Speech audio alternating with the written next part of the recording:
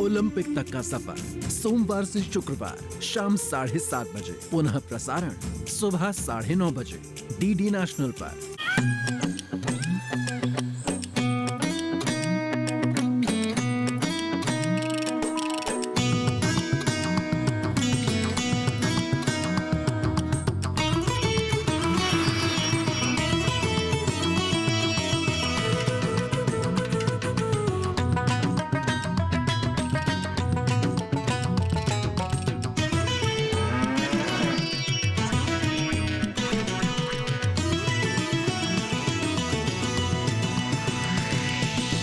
DD किसान, बदलते भारत की शान।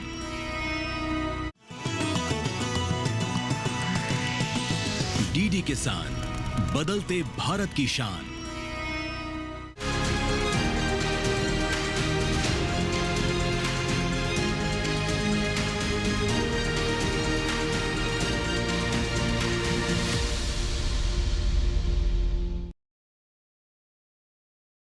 नमस्कार, आप देख रहे हैं दूरदर्शन किसान चैनल। कृषि दर्शन कार्यक्रम में मैं अदिति शर्मा आप सभी का स्वागत करती हूं। हमारे इस कार्यक्रम में कृषि जगत में हो रही हलचलों की जानकारियां हम आप तक पहुंचाने का प्रयास करते हैं ताकि आपके लिए वो लाभकारी साबित हो सके। आज के हमारे इस कार्यक्रम में क्या कुछ खास हम आपके लिए लेकर आए हैं, जानने के लिए शुरुआत करते हैं आज के अंक की।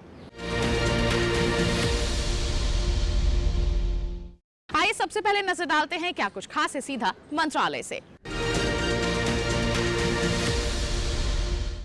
कृषि जगत में जो भी बदलाव होते हैं उनकी जानकारियां सीधा हम आप तक पहुंचाने का प्रयास करते हैं। तो फिर आइए कृषि भवन स्थित डीडी किसान स्टूडियो से हमारे वैज्ञानिक गण क्या कुछ खास जानकारियां आप तक पहुंचाने का प्रयास कर रहे हैं, उस पर नजर डालते हैं। किसान भाइयों, जैसा कि हम जानते हैं कि जलवायु परिवर्तन की घटनाएं निरंतर बढ़ रही है और ये कहीं ना कहीं हमारे कृषि को लगातार रूप से प्रभावित कर रही हैं और आगे करती रहेंगी।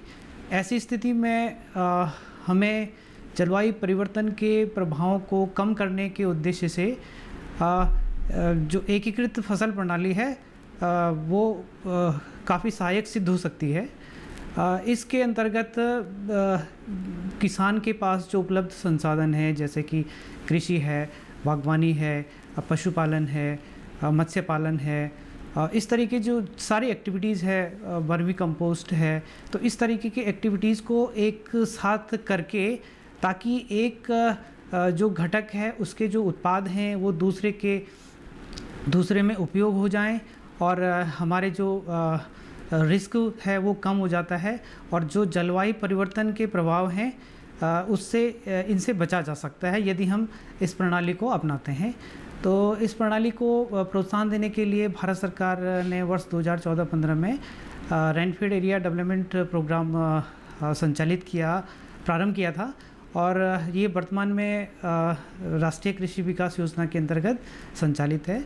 इसमें किसानों को प्रति हेक्टेयर 30,000 रुपये की धनराशि प्रदान की जाती है यदि वो एकीकृत फसल प्रणाली के साथ, जैसे या तो कोई दो घटक, जैसे या तो फिर वो मत्स्य पालन, कंपोस्ट निर्माण, साइलेज निर्माण, ये अगर इसमें से कोई भी दो घटक यूज़ करता है तो उसको 30,000 रुपये की धनराशि प्रदान की जाती है। दूसरी बात यह है कि जो पराली, जैसे कि इस समय हम देख रहे हैं कि पराली भी हमारे जलवायु को, हमारे जो वातावरण को निरंतर रूप से प्रदूषित कर रही है।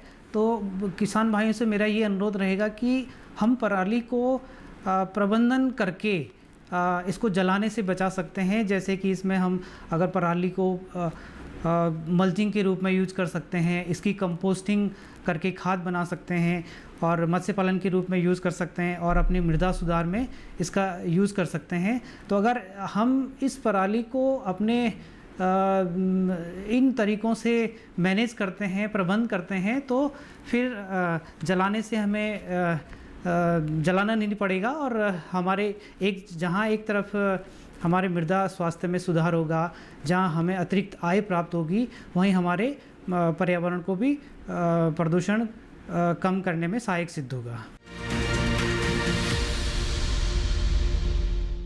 कृषि के क्षेत्र में सकारात्मक बदलाव हो सके, हमारे किसानों की जो खेती किसानी है वो और भी ज्यादा उन्नत हो सके, इसके लिए हमारे देश के जो कृषि वैज्ञानिक हैं वो निरंतर नए नए शोध करते हैं, प्रयास करते हैं, नई नई तकनीकों को विकसित करते हैं और इन्हीं की जानकारियां हम आप तक पहुंचाने का प्रयास करते हैं। तो क्या कुछ खास है, आज सीधा कृषि भवन स्थित डीडी किसान स्टूडियो से आइए आपको दिखाते हैं। पशुओं को बीमारियां अचानक से हो जाती है और वो पशुओं में फैल जाती है। इस तरीके से पशुओं का दूध उत्पादन कम हो जाता है, पशुओं का वज़न कम हो जाता है। Brucellosis, FMD, haemorrhagic septicaemia, black quarter, PPR, classical swine fever और रानीखेत जैसे आम डिजीज़ पशुओं को ज़्यादातर होते रहते हैं और इससे पशुपालकों को बहुत आर्थिक नुकसान होता है। पर ये सारी बीमारियों से टीकाकरण करवा के बचा जा सकता है, जिससे जो बीमारी पे होने वाला आर्थिक नुकसान है, जैसे कि दवाइयों का खर्च, डॉक्टर का खर्च, दूध और मांस उत्पादन कम होने से आर्थिक नुकसान, इन सारी चीज़ों से बचा जा सकता है।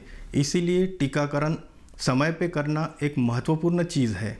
जैसे कि हम टीकाकरण करते हैं तो इस टीकाकरण को हम कह सकते हैं कि ये एक तरीके से एक पशुओं का बीमा ही है जो हमें खर्चों से बचाता है।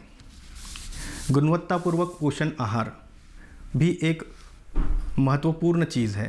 अगर हम लोग पशुओं को गुणवत्तापूर्वक पशु आहार नहीं खिलाते हैं तो पशुओं का वज़न कम हो जाता है, पशुओं की रोग प्रतिकारक शक्ति कम हो जाती है और पशुओं का प्रजनन क्षमता कम हो जाती है। पशुओं को बहुत सारे रोग होने की संभावना हो जाती है और इससे आर्थिक नुकसान तो होता ही होता है। पर अगर वही हम पशुओं को अच्छा गुणवत्तापूर्वक पशु आहार खिलाते हैं तो पशुओं का वज़न बढ़ता है, पशुओं का प्रजनन क्षमता अच्छी होती है, पशुओं का स्वास्थ्य अच्छा रहता है। पशुओं को स्वास्थ्य अच्छा होने से पशुओं का बीमारियों का खर्च कम हो जाता है और इस तरीके से हम आर्थिक लाभ उनको मिलता है। हम लोग निर्यात बाज़ार का विचार करते हैं तो निर्यात बाज़ार में गुणवत्ता को सबसे ज़्यादा महत्व दिया जाता है। गुणवत्ता पूर्व उत्पादन अगर होता है तो भारत के लिए विदेशी बाज़ार के दरवाजे खुल जाएंगे। इसीलिए पशु स्वास्थ्य होना ज़रूरी है। मेरे प्यारे किसान भाइयों और बहनों, पशुपालन सिर्फ परंपरा नहीं है तो आज के ज़माने में पशुपालन एक उद्योग है। यदि समय पर टीकाकरण किया जाए, यदि चारा अच्छा खिलाया जाए और भारत सरकार की योजनाओं का लाभ लिया जाए तो हमारा पशुपालन सुरक्षित होगा, लाभदायक होगा और व्यापारिक रूप से अधिक मजबूत होगा। आइए नजर डालते हैं सेगमेंट विज्ञान और किसान पर।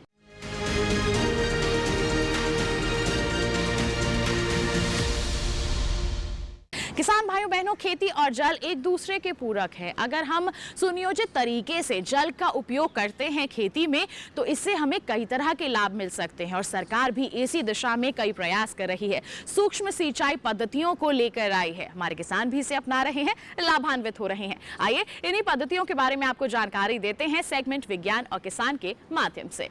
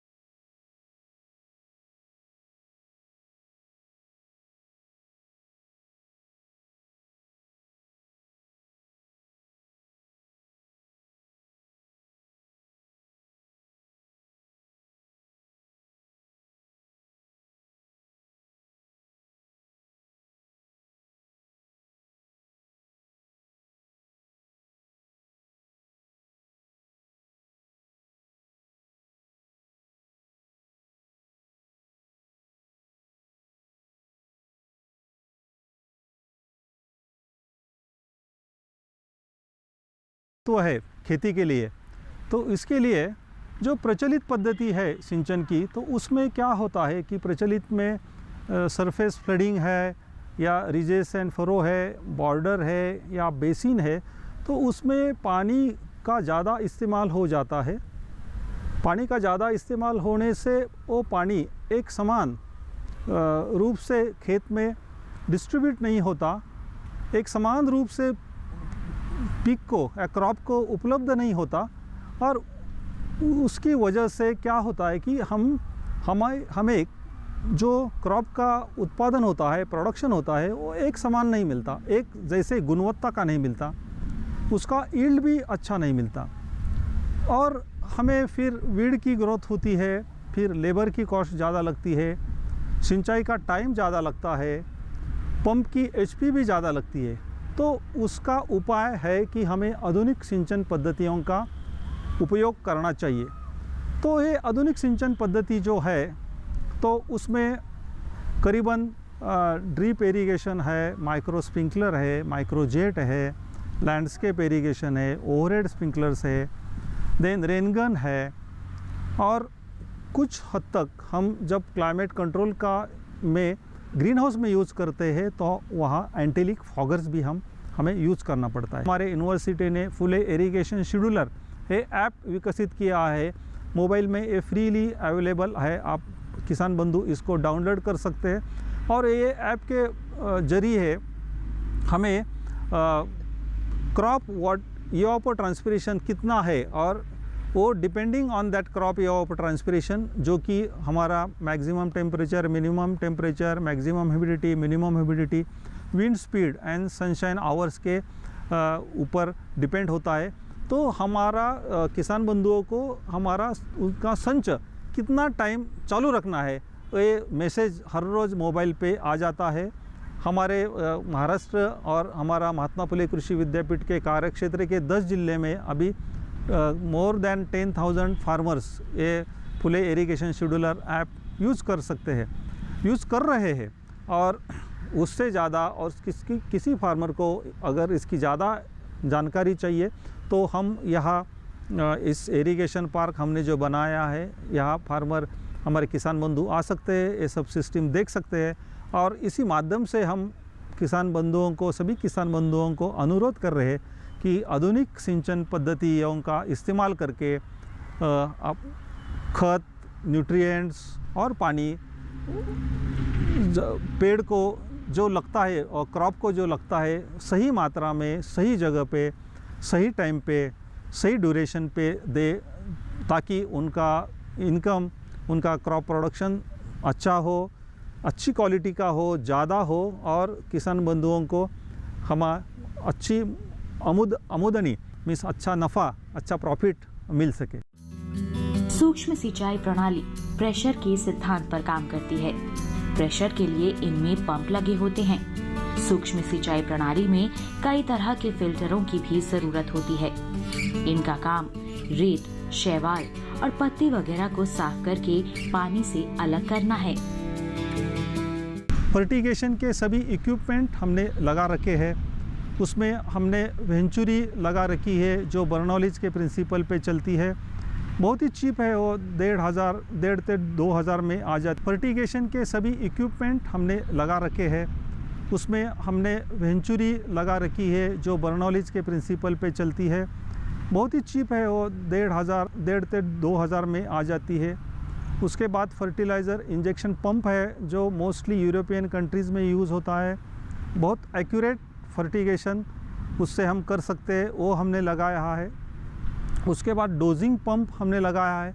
सपोज़ ग्रीन हाउस है या सेंसिटिव क्रॉप्स है तो डोजिंग पंप हम यूज़ कर सकते हैं, उसकी कीमत 35,000 से ज़्यादा है।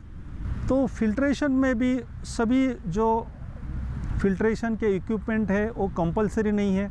तो पहले हमने हाइड्रोसाइक्लोन फ़िल्टर के तीनों टाइप लगाए हैं।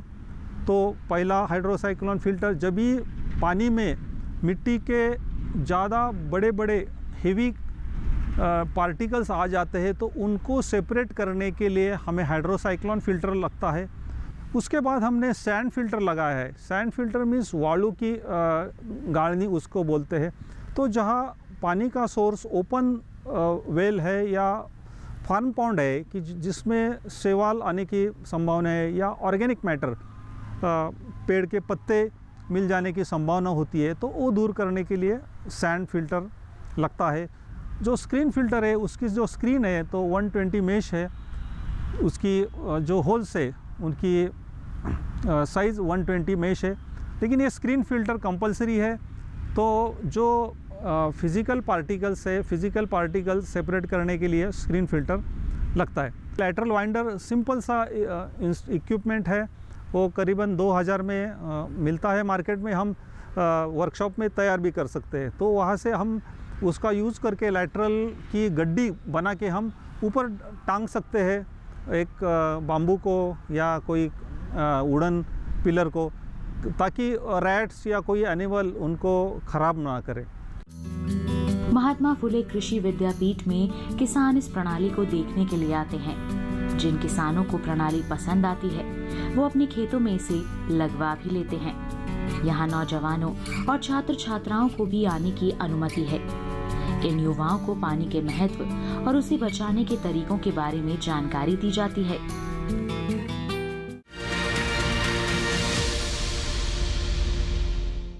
कार्यक्रम में फिलहाल रुक रहे हैं एक छोटे से ब्रेक के लिए। आप कहीं मत जाइए, हम जल्द ही हाजिर होंगे। बने रहिए दूरदर्शन किसान पर, देखते रहिए कार्यक्रम कृषि दर्शन। किसान भाइयों गांठ बांध लो, गांठ बांध लो, बात बहुत है काम की, समृद्धि के पैगाम की। मिट्टी के मिजाज को समझो, मिट्टी के हर राज को समझो, मिट्टी की तुम जांच कराओ, मुफ्त सॉइल हेल्थ कार्ड ले जाओ। कभी मुनासिब बीज लगाओ, सही किस्म की खाद ले आओ, जितनी जरूरी उतनी डालो, सही मात्रा खुद पहचानो, इसको अपना मंत्र बना लो, मिट्टी की सेहत तो जानो। बात बहुत है काम की, कम लागत अधिक वरदान की। किसान भाइयों गांठ बांध लो, आज ही मिट्टी की जांच कराएं। राज्य सरकार के कृषि अधिकारी से संपर्क करें और मुफ्त में सॉइल हेल्थ कार्ड पाएं। कृषि और किसान कल्याण मंत्रालय द्वारा किसान हित में जारी। ब्रेक के बाद दूरदर्शन किसान चैनल के कार्यक्रम कृषि दर्शन में आप सभी का फिर से स्वागत है। आइए कार्यक्रम को आगे बढ़ाते हैं, नजर डालते हैं सेगमेंट कृषि स्टार्टअप पर।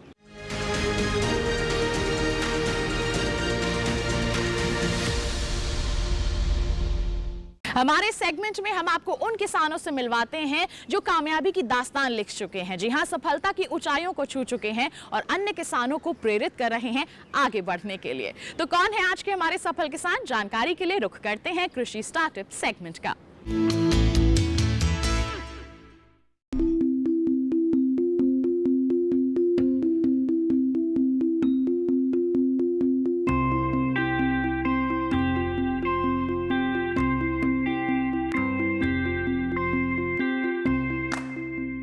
मधुमक्खी पालन करने से किसानों के लाभ का दायरा बढ़ रहा है। लखनऊ के निमित सिंह एक ऐसे युवा हैं जो बीटेक की पढ़ाई करके नौकरी के बजाय इसी कार्य से जुड़ गए हैं और एक सफल मधुमक्खी पालक हैं जो इस व्यवसाय को परंपरागत से आधुनिकता में ढालकर सामान्य मधुमक्खी पालन की तुलना में कई गुना आमदनी ले रहे हैं। जिनके पास आज के समय में 1200 मधु बक्से तो हैं ही, साथ ही वो मधुमक्खी पालन से जुड़े आधुनिक उपकरणों से सुसज्जित लैब भी चलाते हैं। इन बक्सों को लेकर ऐसे इलाके में स्थानांतरण करना पड़ता है जहां मधुमक्खियों को परागकण मिल सके, यानी उन्हें फूल मुहैया हो सके, जिस पर उनका जीवन चक्र चलता है।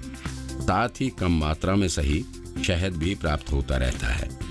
खुद से जुड़े मधुमक्खी पालकों के लिए और खुद अपने शहद की अच्छी रिटेल मार्केटिंग के लिए निमित ने खुद शहद पैकिंग की आधुनिक यूनिट लगा रखी है और इस आधुनिक यूनिट में तैयार होते हैं शहद से जुड़े कई तरह के उत्पाद, जिसके लिए कई आधुनिक मशीनें लगा रखी हैं। जिसके शहद के बारे में एवं इन मशीनों और उनके काम के बारे में निमित सिंह एक एक करके बताएंगे। दरअसल बड़े पैमाने पर शहद निकालने के बाद निमित को थोक में उतनी अच्छी प्राइस नहीं मिल पाती, इसलिए वो खुद के लैब में शहद की गुणवत्ता और इसमें मौजूद तत्वों की मात्रा वगैरह की जांच करते हैं। इसमें वैल्यू एडिशन कर 16 तरह के उत्पाद बनाते हैं और इसकी पैकिंग कर खुदरा बाजार में बेचते हैं।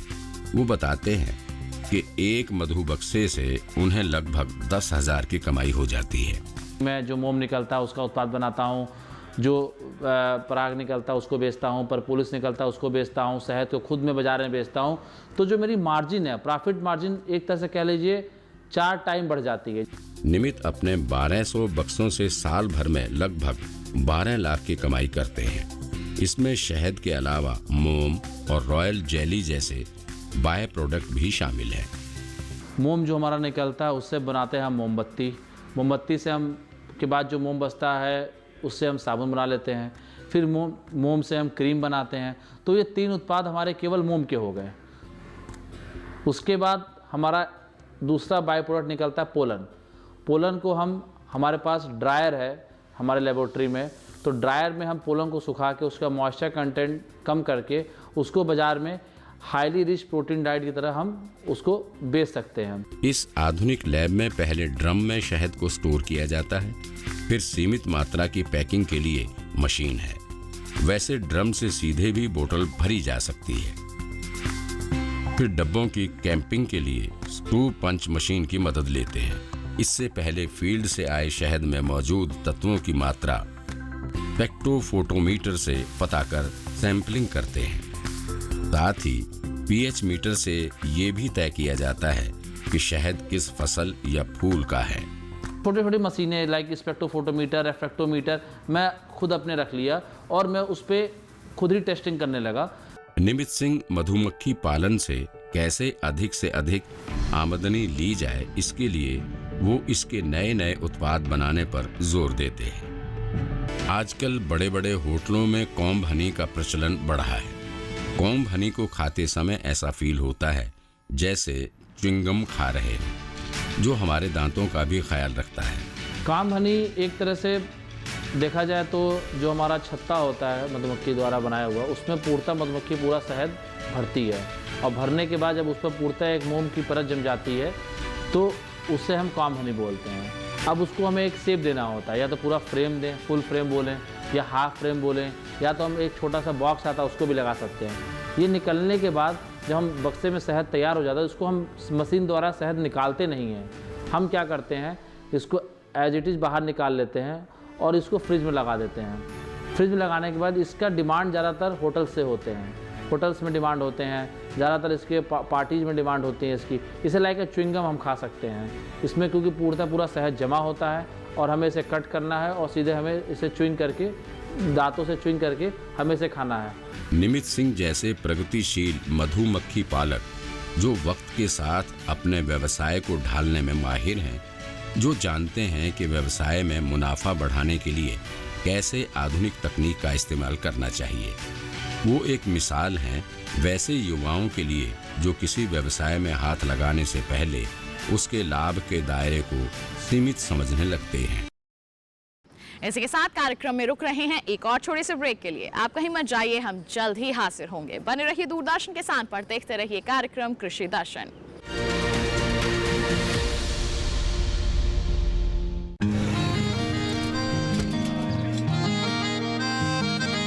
क्या बात है भाई, आजकल तो काफी खुश नजर आ रहे हो। क्यों ना हो, अब मैं ऑर्गेनिक खेती जो कर रहा हूँ ये पूरा प्राकृतिक है, ऑर्गेनिक है।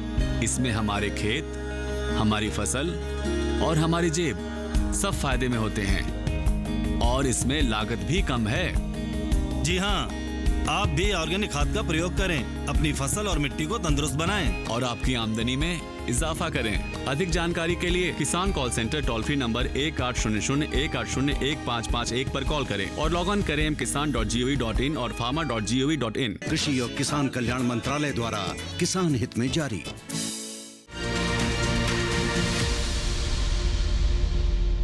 ब्रेक के बाद दूरदर्शन किसान चैनल के कार्यक्रम कृषि दर्शन में आप सभी का फिर से स्वागत है। आइए कार्यक्रम को आगे बढ़ाते हैं, नजर डालते हैं सेगमेंट फार्मिंग इंडिया पर।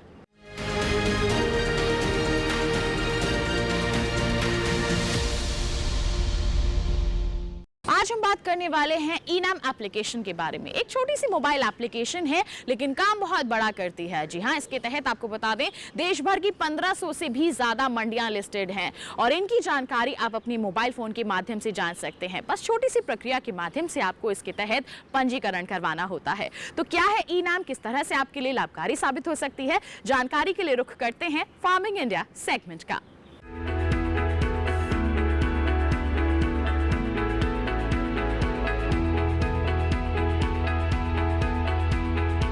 ई-नाम के जरिए आप घर बैठे न केवल एपीएमसी से जुड़ी किसी भी मंडी में चल रहा भाव मालूम कर सकते हैं, बल्कि अपनी फसल का सौदा कर सकते हैं और घर बैठे समय पर बिकी हुई फसल का भुगतान भी पा सकते हैं। ई-नाम दरअसल कोई समानांतर मार्केटिंग संरचना नहीं है, बल्कि ये मंडियों का ही राष्ट्रीय नेटवर्क बनाने का एक साधन है जिसे ऑनलाइन एक्सेस किया जा सकता है। पुरानी मंडी व्यवस्था में किसान सिर्फ मंडी में ही फसल बेच सकता था, लेकिन ई-नाम के माध्यम से वो मंडी के बाहर भी फसल बेचने के लिए आजाद है। ई-नाम मुख्य रूप से एक राष्ट्र एक बाजार की अवधारणा पर आधारित है।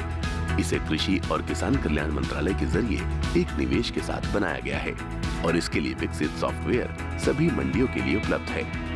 ऐसी मंडियां जो राज्य मंडी अधिनियम के नियमों के अनुरूप राष्ट्रीय नेटवर्क में शामिल होने के लिए सहमत हो। अगर किसी किसान को स्थानीय मंडी में बेहतर भाव नहीं मिल रहे हैं, तो वो दूसरी मंडी का रुख कर सकता है। यहाँ तक कि वो अपने राज्य के बाहर भी फसल बेच सकता है। शुरुआत में सिर्फ 21 मंडियों को ही इसमें शामिल किया गया था और सिर्फ चुनिंदा फसलों की ही बिक्री होती थी, लेकिन आज 18 राज्यों और 3 केंद्र शासित प्रदेशों की 1000 मंडियां इसमें शामिल हो चुकी हैं, जहां 175 फसलों को खरीदा और बेचा जा सकता है। 31 जनवरी तक के आंकड़े बताते हैं कि ई-नाम पर 1,72,70,000 किसान, 2,13,844 व्यापारी, 1,02,068 कमीशन एजेंट और 2,050 एफपीओ जुड़े हैं। किसानों के लिए ई-नाम पर मुख्य रूप से 4 फायदे हैं। पहला, इस पोर्टल पर कारोबार में पारदर्शिता दिखाई देती है और किसानों को बेहतर भाव की संभावना बढ़ती है। पारदर्शिता का मतलब ये हुआ कि किसानों के साथ धोखाधड़ी की संभावना कम हो जाती है। दूसरा फायदा ये है कि अन्नदाता की पहुंच ज्यादा मंडियों और व्यापारियों तक सीधे हो गई है। तीसरे, मंडियों में आवक और भाव की तुरंत जानकारी मिल जाती है। और चौथा, भुगतान बहुत जल्दी हो जाता है और पैसा सीधे किसान के खाते में जाता है। तो अगर आप भी सुविधा का फायदा उठाना चाहते हैं तो ई-नाम पर रजिस्ट्रेशन कराना होगा। रजिस्ट्रेशन की कोई फीस नहीं है।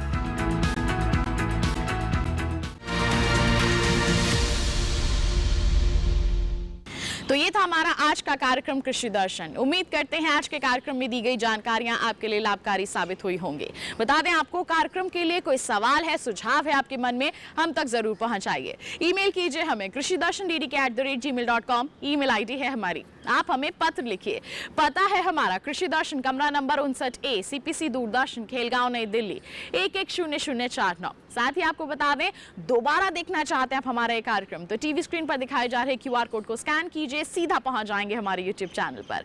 तो इसी वादे के साथ अगले अंक में हम फिर होंगे हाजिर कुछ नई और महत्वपूर्ण जानकारियां लेकर। तब तक के लिए दीजिए इजाजत, लेकिन आप बने रहिए दूरदर्शन के साथ पर। नमस्कार।